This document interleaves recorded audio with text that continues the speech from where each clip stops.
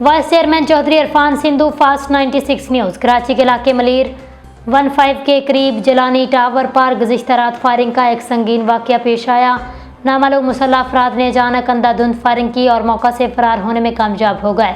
Police के मुताबिक मुलजमान ने 15 से ज़ायद फायर किए, ताहम पुलिस खुशकिस्मती से कोई जानी माली नुकसान नहीं हुआ। गोलियों की तड़तड़ाहट से इलाके में खौफ व हिरास फैल गया। शहरी अपनी दुकानें और मकानात बंद करके घरों में महसूर हो गए। इब्तदाई तहकीकात में पुलिस का कहना है मामला बज़ाहिर भत्ताखोरी का शाखसाना मालूम होता है। पुलिस हुकाम ने जायबकुआ से गोलियों के खौल कब्जे में ले लिए। फ्रांसिक टीमों को भी तलब किया गया ताकि मज़ीद शवाहिद इकट्ठे किए जा सकें। इस वाक़े के बाद इलाके में पुलिस की भारी नफरी तैनात कर दी गई, जबकि मुलजमान की तलाश के लिए मुख्तलिफ मुकामात पर छापे मारने की इतलात भी मौसूल हो रही हैं। पुलिस का कहना है मुलजमान को बहुत जल्द कानून की गिरफ्त में लाया जाएगा। शहरी ने मुतालबा किया इलाके में सिक्योरिटी मज़ीद सख्त की जाए, भत्ता माफिया के खिलाफ फौरी तौर पर कार्रवाई की जाए ताकि अवाम खौफ व हिरास से निकल सकें।